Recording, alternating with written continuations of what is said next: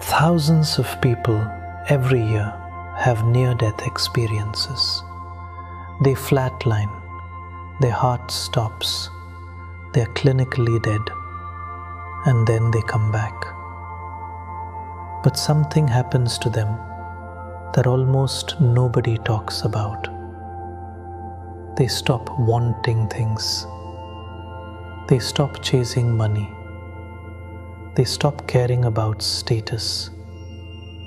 They stop grasping for success. And most mysteriously, they stop fearing death. This isn't coincidence. This is what Buddha discovered 2,500 years ago. What Alan Watts spent his life explaining, and what Ram Dass learned through grace.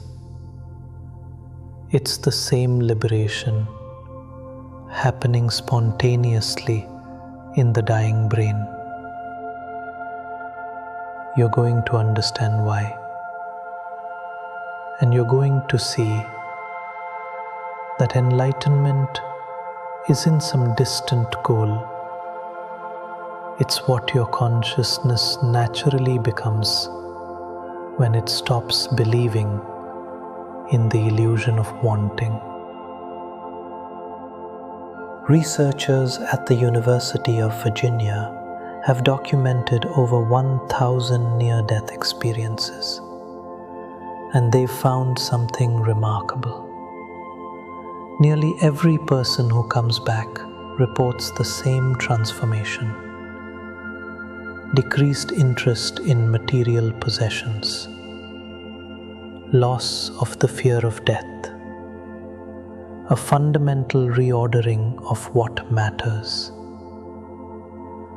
One woman who flatlined during surgery described it this way: I was in the most beautiful light. I felt completely loved. And I realized that none of the stuff I was worried about, my career, my house, my appearance, none of it mattered. It was all completely meaningless.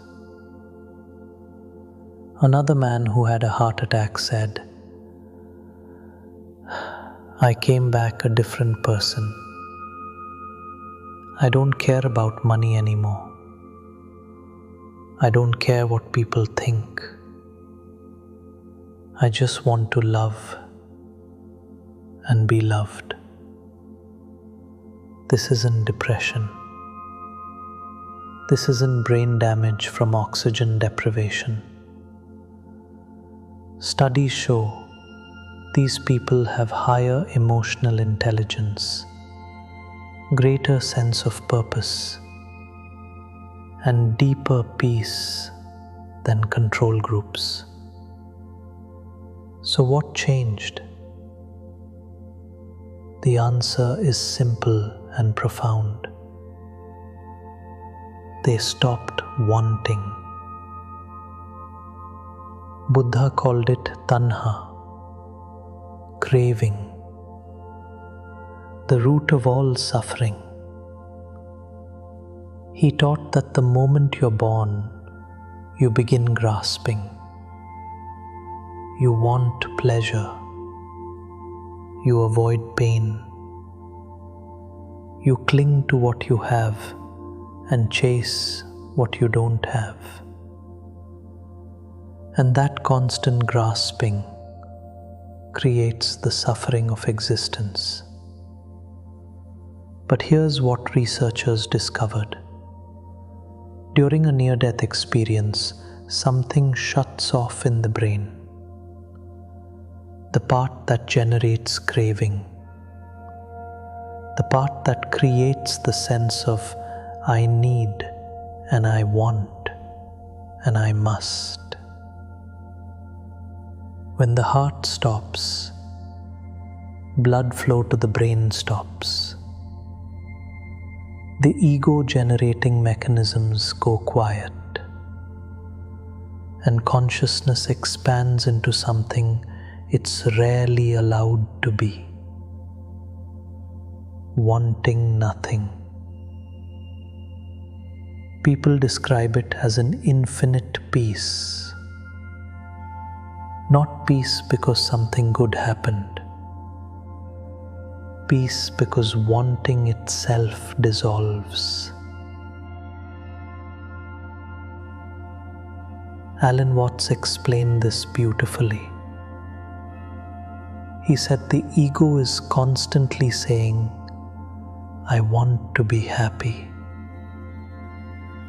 But that very statement contains the seed of misery. You're admitting you're not happy right now. You're in a perpetual state of lack. But in the near-death state, the voice that wants stops speaking. And what remains is the consciousness that simply is. Ramdas went through something similar. When he had his stroke at 73, part of his brain was damaged. He couldn't control certain functions. And in that surrender, he experienced something he called grace. He said, I realized I didn't have to do anything. The universe was already whole. I was already whole. That's what NDEs experience. Not the stroke, but the surrender. The moment when the machinery of wanting finally stops. Here's what should shock you. You don't need to die to experience this. The near-death experience is showing us what consciousness becomes when it's freed from the tyranny of wanting. And that freedom isn't exclusive to people whose hearts stop. Buddha didn't need a near-death experience. He sat under a tree and discovered it through meditation. He quieted the wanting mind until he saw through the illusion of it. And he discovered what NDEs discover. That happiness isn't something you achieve. It's something that remains when you stop trying to achieve things. This is why spiritual teachers talk about non-attachment. It's not about not caring. It's about freedom from the constant burning need to make reality different than it is. When NDEs come back, they don't become passive. They work, they create, they live. But they do it without the desperation, without the grasping, without the voice in their head saying, this isn't enough. And that changes everything. Because people without desperation radiate peace. And peace is magnetic. It attracts love more than neediness ever could. It creates success more than hustle ever could. It generates happiness more than the pursuit of happiness ever could. The near-death experience is showing us the secret. Enlightenment is just what happens when the wanting stops. It's not a distant mountain peak. It's the natural state of consciousness when freed from craving.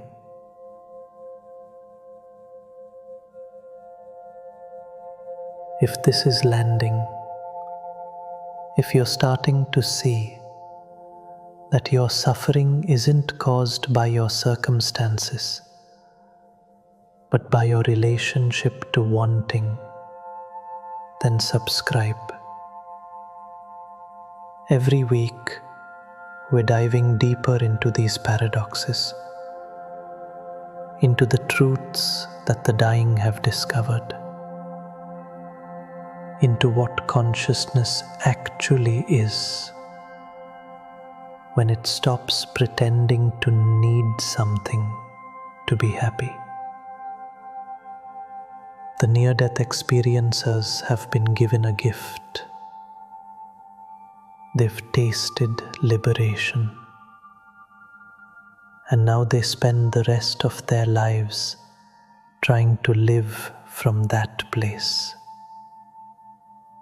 You have that same opportunity. Not by dying, but by slowly, carefully releasing the grip of wanting. Start small. Notice one moment today when you stop needing something to be different. Just one moment. Feel what that feels like. Because that feeling, that peace, that's enlightenment. That's what the Buddha knew. That's what Alan Watts kept pointing to.